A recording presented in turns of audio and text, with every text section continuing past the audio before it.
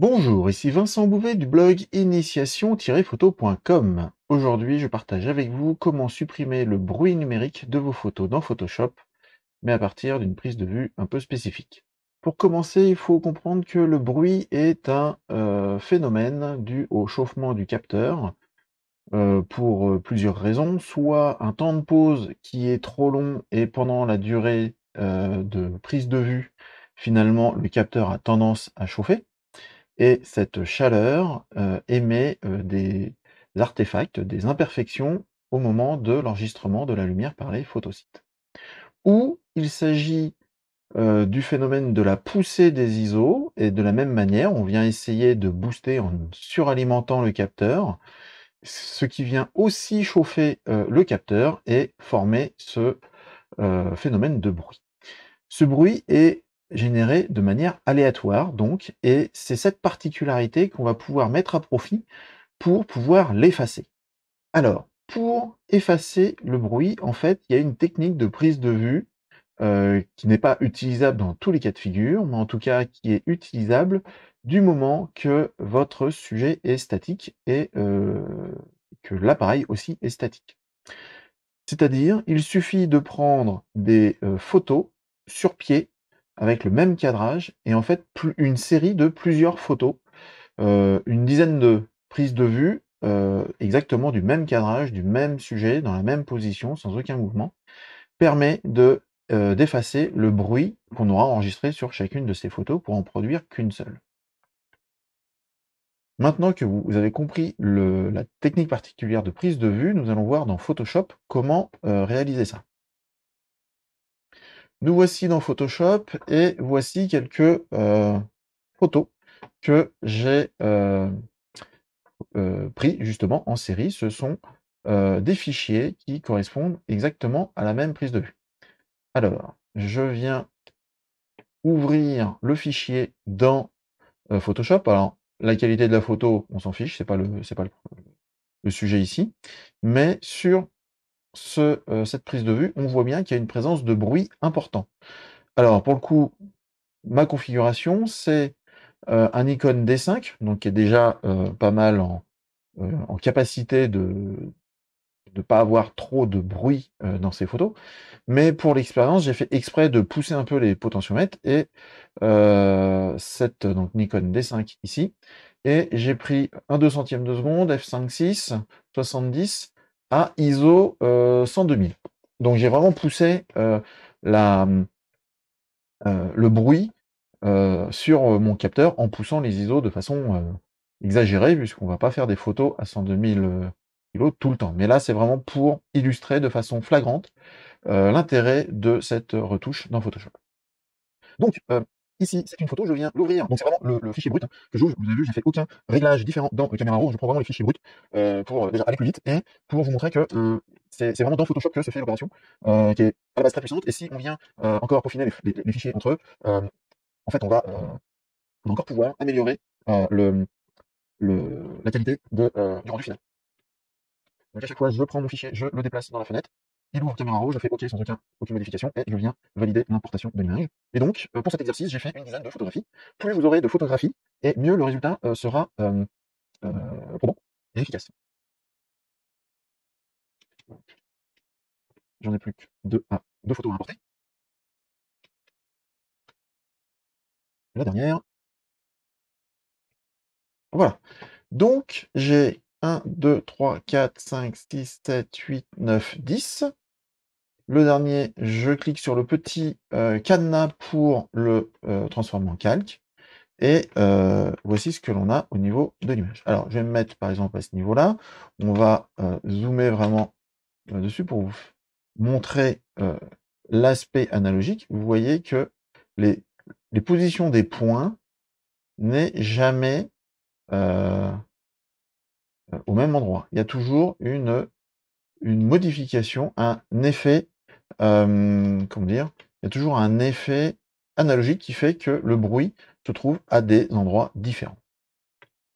Je choisis l'ensemble de mes calques et je les convertis en objet dynamique. Donc je fais calque, objet dynamique, convertir en objet dynamique. En fait, je viens empiler l'ensemble de mes photos dans comment dire? Dans une pile de calque, dans un, calque dynamique. Donc ça prend un petit peu de temps pour, créer ça au début.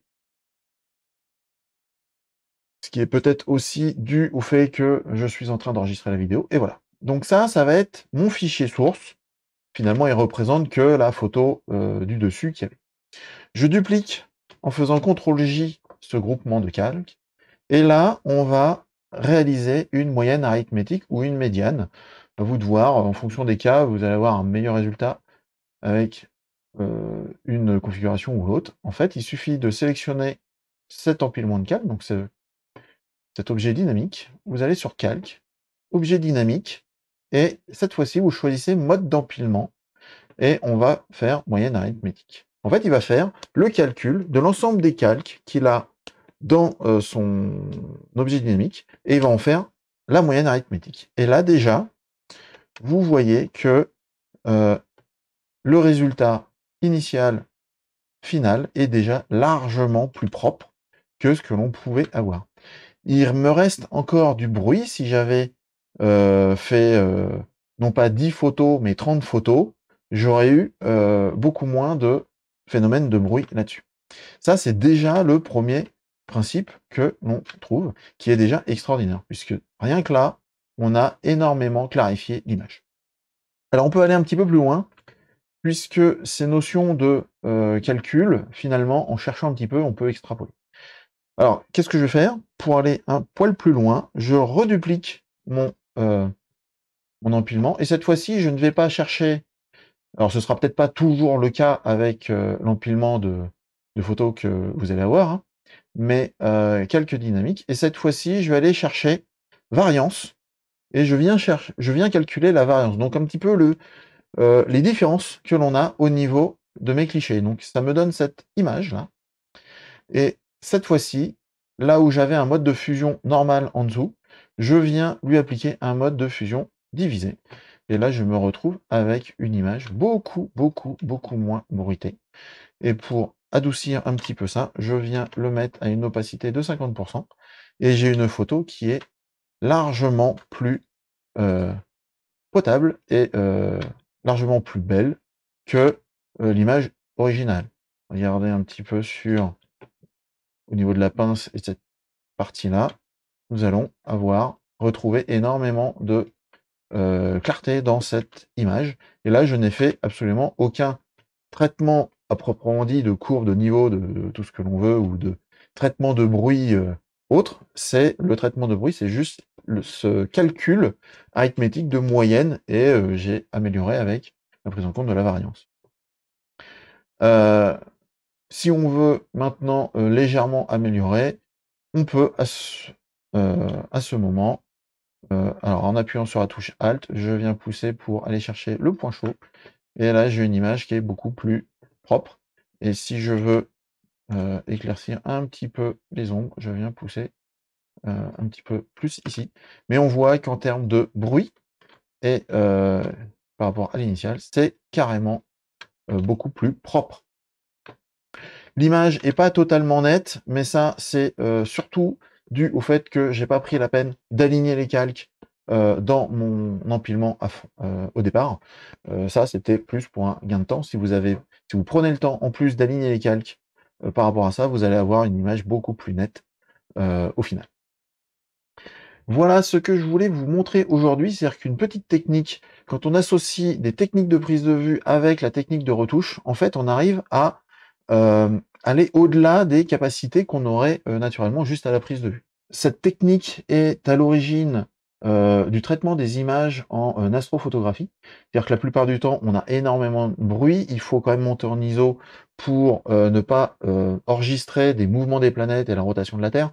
Donc, on vient faire des photos avec un niveau d'ISO suffisamment haut et pour obtenir une durée de temps d'exposition suffisamment courte pour pas avoir de déplacement des étoiles dans la photo. Sauf que ça engendre du bruit et donc cette technique-là permet de justement après réalignement de récupérer une image propre en diminuant fortement ce bruit. Voilà, si vous avez aimé cette vidéo, je vous invite à cliquer sur le pouce vers le haut, à vous abonner à la chaîne YouTube et à partager celle-ci avec vos amis. Mais le top du top est de vous abonner à mon blog initiation-photo.com en scannant le QR code affiché à l'écran et vous recevrez en échange mon livre sur le chemin de votre inspiration. Merci beaucoup, au revoir et à bientôt.